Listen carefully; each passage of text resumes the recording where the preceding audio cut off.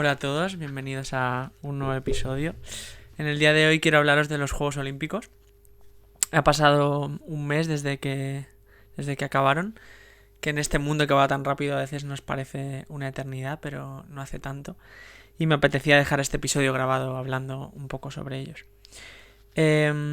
Bueno, al final todo el mundo tiene un poco una experiencia con los Juegos Olímpicos, sobre todo los primeros que recuerda. En mi caso yo soy del año 1994, por lo tanto los primeros que recuerdo son los de Atenas, justo 10 años después, en el 2004. Y claro, la gente de mi generación compartimos eso, que recordamos esos Juegos Olímpicos. Recuerdo también que sacaron un juego de la PlayStation 2 sobre los Juegos Olímpicos, sobre esa Olimpiada en concreto. Y tengo muy buenos recuerdos jugando. Era algo básico comparado con la tecnología de hoy en día, que han pasado 20 años, bastante tiempo, sobre todo para la tecnología que evoluciona muy deprisa. Pero era muy divertido jugar, la verdad. Y de hecho creo que después se han ido haciendo o intentado hacer diferentes versiones, como por ejemplo con los de Tokio, pero no ha tenido tanto éxito. Bueno, también en este caso los juegos eran en París, eran muy cerca. Yo bromeaba a veces con mi entorno diciendo que era lo más cerca que iban a estar, porque a España seguramente no iban a volver. Y venía muy bien a la hora de ver las competiciones, porque claro, el día de competición iba justo a la misma hora que aquí en España. Por lo tanto no había ni que madrugar ni que acostarse muy tarde para poder verlo. Y bueno, por otro lado, una opinión un poco impopular sobre los juegos es que hay gente que afirma que durante los juegos puede ver cualquier deporte y cualquier deporte le interesa. Lo cierto es que a mí no me pasa. También porque principalmente tengo que entender el deporte para que me pueda gustar. Si no entiendo las reglas o no sé, no concibo que me atraiga, la verdad. Y no puedo a lo mejor verlo desde un punto estratégico o un poco racional también para que lo pueda disfrutar. Y a mí, bueno, también es curioso que pasa que durante los juegos, como de repente te gusta ese deporte, pero luego durante los 4 años siguientes no lo ves, no haces por seguirlo, por apoyarlo o incluso por interesarte un poco eh, cómo funcionan o cómo van al final los deportistas, qué nivel tienen y cómo va cambiando tal vez en la clasificación o el ranking. Y a mí esto siempre me gusta pensar en la metáfora o en el símil con los festivales y los grupos de música. Que durante un festival en verano, claro, tú por a lo mejor 50 euros puedes ver de repente 2 días a 15 grupos, 15-20 grupos. Pero sin embargo, durante el resto del año, si un grupo te gusta, la reacción correcta o común sería seguirle la pista y si vienen a tu ciudad, volver a invertir en ellos individualmente y apoyar esa propuesta que te gusta, ese grupo. Pero muchas veces no se hace. Entonces, yo creo que también, llevándolo otra vez a los deportes, si se apoyaran ciertos deportes durante todo el tiempo, no solo durante los juegos, ese deporte tendría la fuerza suficiente como para poder mantenerse, bueno, los deportistas vivir de ello incluso, y poder mantenerse. Me gustaría también que pensarais un poco, que reflexionarais sobre vuestra experiencia con los Juegos Olímpicos. Pienso que, como he dicho al principio, todo el mundo tiene una, que muchas veces si no te gusta tanto el deporte o no lo sigues tanto, suele tener que ver con la primera vez que los ves, que ves unos juegos, o los primeros que te acuerdas. Pero si te gusta un poco más, seguramente tendréis experiencias curiosas y divertidas y reseñables que me podéis dejar en la caja de comentarios para compartir. Ahora, más específicamente centrándome en las competiciones, me gustaría resaltar 3 o 4 momentos que yo he elegido, que a mí me han llamado la atención para hablar de ellos. Y empezamos con Léon Marchand. Léon Marchand es un nadador francés. Tiene bastante sentido, os cuento también, os pongo en antecedentes, que elija la natación, porque mi hermano ha nadado muchos años. De hecho está en el podcast también, creo que es el episodio 25 en el que hablo con él. Y entonces desde pequeño tengo muy buen recuerdo de ver los Juegos Olímpicos y seguir la natación en concreto con él. Si además a esto le sumas que Léon Marchand es francés y que, bueno, ya lo contaré en algún episodio más específicamente, pero yo con la cultura francesa y, bueno, y el idioma tengo una relación muy especial y muy cercana. Llevo eso, más de 5 años estudiando francés y le tengo especial cariño pues eso, a Francia, ya no solo como país, porque como país tampoco me parece, o sea, tampoco creo que tenga demasiado sentido tenerle cariño a un país simplemente como tal, pero le tengo más cariño como, pues eso, como la cultura, como la forma de ser, el idioma, todo, varios factores. Y durante estos juegos, de hecho, aparte de obviamente el equipo español, he seguido bastante al equipo francés. Bueno, os iba comentando eso, que Léon Marchand es un nadador francés que ganó 4 oros en las Olimpiadas y que principalmente compite en estilos. Compite, bueno, su prueba como más importante son los 200 estilos, que son 50 metros, o sea, un largo de piscina olímpica. Por ejemplo, aquí en Ibi hay una piscina, pero es de 25 metros. Pues para que os pongáis en antecedentes, serían 2 largos de la piscina de aquí, de 25 metros. Bueno, para el que no sea de Ibi, tal vez en su población tiene una piscina de 25 metros. O de 50, no sé. Pero bueno, me estoy liando y seguramente, o sea, sepáis cuando os bañáis en una piscina si es de 25 o de 50. Las olímpicas siempre son de 50. Entonces es un largo en cada estilo diferente. En crawl, que es como el que conocemos todos y el estilo libre, espalda, braza y mariposa. Y el entrenador de Léon Marchand es el mismo entrenador de Michael Phelps en su día, que le ayudó a ganar más de 20 oros olímpicos. Y hay una historia curiosa porque Léon Marchand era ya una promesa bastante grande en Francia, cuando tenía solo unos 17 años. Y aplicó a Estados Unidos. De hecho, él hoy en día entrena en Estados Unidos. Y tenía claro que quería que le entrenara el entrenador de Phelps. Entonces aplicó a varias universidades. Y finalmente consiguió ir a la universidad donde entrenaba este Bob Bowman. Y llevan esos 4 o 5 años entrenando juntos. Y han preparado estos Juegos Olímpicos juntos también. Hay otro factor que es importante. Que claro, tiene que ser una alegría. Yo lo pensaba, reflexionaba sobre ello mientras lo veía. Tiene que ser una alegría ganar en tu país. Ganar y triunfar. Porque al final, por eso está tu gente. Te conocen mucho y un orgullo. Pero también por otro lado hay mucha más presión que si tú estás en otro país diferente. Como que ser muy favorito o tener ese aura, ¿no?, de que vas a ganar todo, te puede jugar una mala pasada. De hecho lo hemos visto en otros casos, que es un momento concreto y por lo que sea, tanto por la presión como por que ese día a lo mejor no estés en la mejor forma, puedes, ¿no?, acabar...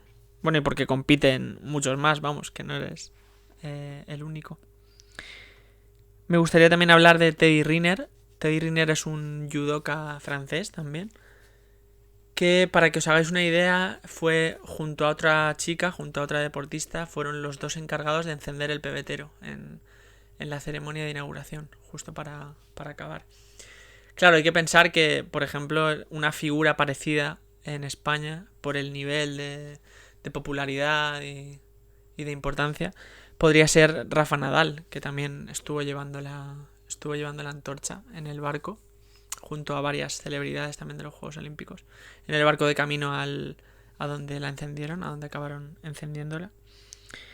Y ha sido 5 veces campeón olímpico, claro, imaginaos, 5 oros. Y es en la categoría más pesada que hay, que es más de 100 kilos. Él concretamente pesa 142 kilos. Imaginaos un zarandeo de una persona con ese peso y con esa fuerza. Tiene que ser increíble. Para finalizar con este segmento me gustaría hablar de los dos tiradores, el meme un poco de las Olimpiadas, que han sido dos tiradores, una chica surcoreana y un hombre turco. Y me gusta mucho hacer el símil porque, claro, se puede ver perfectamente viendo las dos imágenes la diferencia que puede haber entre algo muy recargado, muy futurista, con mucho artificio, frente a la simplicidad del turco. Porque la chica, la habréis visto seguramente, era una chica joven, como muy recargada, muy vestida, no sé, de una manera como muy cool, y casi parecía el personaje o sea, un personaje de Cyberpunk o de algún videojuego así futurista. Sin embargo, el policía, bueno, el ex policía turco, que se supo después que había sido ex policía, lleva una camiseta con el logo y el nombre de su país y se ponía la mano en el bolsillo izquierdo, incluso. Entonces, bueno, volviendo al contraste, es curioso como en nuestra mente todo lo que es más o menos normal o estamos habituados a ver no nos llama la atención, pero sin embargo los dos extremos suelen ser notables y se nos suelen quedar en la memoria. Por último, me gustaría cerrar con las dos ceremonias, hablando un poco de ellas. Personalmente disfruté bastante más la ceremonia de clausura, porque la de apertura es cierto que fue muy curioso y que probablemente nunca se vuelva a repetir algo como que hagan la ceremonia en el Sena y la hagan en barco, pero las actuaciones musicales no me llegaron a gustar demasiado, las vi, bueno, también porque no conocía a muchos de los grupos, bueno, muchos, es que tampoco hubo tantas, pero no tenía tanto cariño a los grupos y fue un poco desperdigada alrededor del Sena y de diferentes localizaciones. También es cierto que no le presté tanta atención porque la de clausura sabía que me iba a gustar por lo que ya había leído previamente, que había programado. Y en la de clausura fui bastante consciente en los Juegos de Londres del 2012 que, bueno, de que la ceremonia de clausura tiene mucho que ver con el país organizador. Y en el caso de la de Londres la disfruté muchísimo porque era en Gran Bretaña, en la cuna un poco del rock y de la música, de guitarras. Y actuaron Arctic Monkeys, actuó también Liam Gallagher con su banda de ese momento que se llamaba BDI. Y la disfruté mucho más. En este caso también era curioso porque, claro, Francia, como ya os he dicho antes, es una cultura que me gusta mucho. Y también los siguientes son en el 2028 en Los Ángeles. Por lo tanto, Los Ángeles, al final, la cultura americana tiene mucha influencia sobre el mundo occidental, sobre toda Europa y sobre España en concreto. Y en la parte francesa tocaron, bueno, el principal grupo fue Phoenix, que es un grupo francés pero que cantan en inglés, que el cantante es marido de Sofía Coppola, conocida directora de cine e hija de Francis Ford Coppola, el director del Padrino. Y también tuvo un grupo antes de tener a Phoenix con los dos integrantes de Daft Punk, del grupo ya, el dúo francés de electrónica ya desaparecido. Y lo que hacían era que ellos iban tocando y iban invitando a gente al escenario, a diferentes artistas. También os quiero hablar de Angèle, que es una cantante belga de Bruselas, que canta en francés, es de la parte francófona, y que descubrí hace unos años y la verdad que os la recomiendo, es bastante guay, es compositora también ella de sus propias canciones y tiene canciones bastante interesantes. Tiene también un tema con Dua Lipa para que a lo mejor podáis acceder a través de ese tema a sus canciones. Y también pinchó Kavinsky, que Kavinsky era un DJ que yo no conocía hasta hace nada, que lo conocí porque vino a pinchar al Low Festival de Benidorm justo una semana antes de esta ceremonia de clausura. Y vi justo en el concierto del Low, empezó con la canción que pinchó en la ceremonia de clausura. Después pasó lo de Tom Cruise, que fue que hizo como el stunt, que se dice en inglés. Hizo la maniobra o la pirueta de bajar deslizarse por una cuerda desde encima del estadio para caer hacia abajo y llevarse la antorcha con una moto. Y claro, luego hicieron la transición, a mí me hace gracia viéndolo porque hicieron la transición a Los Ángeles. Y claro, obviamente entre París y Los Ángeles pues son muchísimas horas de vuelo, pero claro, lo tenían que comprimir bastante. También no tendría ningún sentido hacer todas las horas de vuelo. Una vez llegado a Los Ángeles, lo que hicieron fue poner escenarios en la playa, en Malibú, creo, si no me equivoco.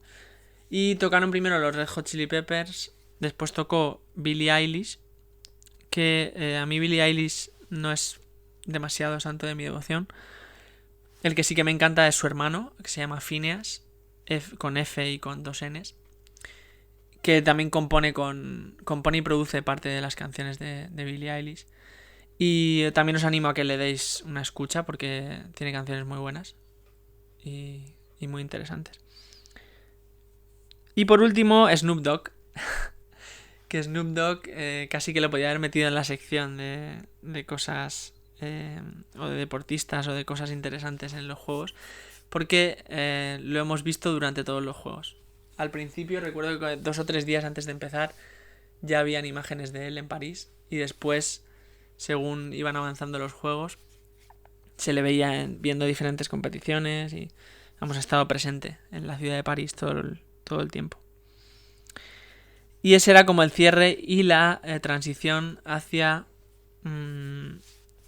los Juegos de 2028 de Los Ángeles.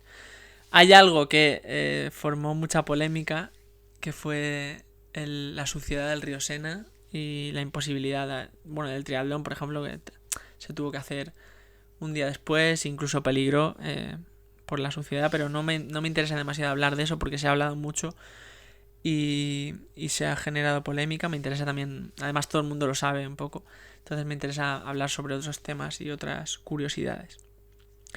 Para finalizar, alguna vez me he planteado de por qué yo, que los disfruto tanto personalmente, por qué los juegos no son cada menos años, a lo mejor cada 3 o cada 2 años. Pero es cierto que a veces pienso que, claro, si tú tienes algo siempre, todos los años o cada 2 años, te terminarías acostumbrando y cuando llegara no lo disfrutarías tanto. Seguro que os ha pasado que, pues como comer, cuando estás empachado, comer sin hambre, o incluso cuando a lo mejor te pasas una tarde fuera de tu casa y no bebes agua y de repente llegas y te bebes un vaso de agua y lo disfrutas como si no hubieras bebido en un mes. Pues eso suele pasar con todo. Al final, si lo tienes muy a mano y lo tienes siempre, dejas de valorarlo también. Entonces, aunque a veces digas, joder, me encantaría que los juegos fueran más a menudo, a largo plazo es beneficioso para el disfrute que no los tengas tan a mano. Y por mí ya estaría el episodio. Contadme también alguna experiencia, eso, con los Juegos Olímpicos o alguna curiosidad, y nos escuchamos en el siguiente. Suscribíos y dadle like. Hasta la próxima. Chao.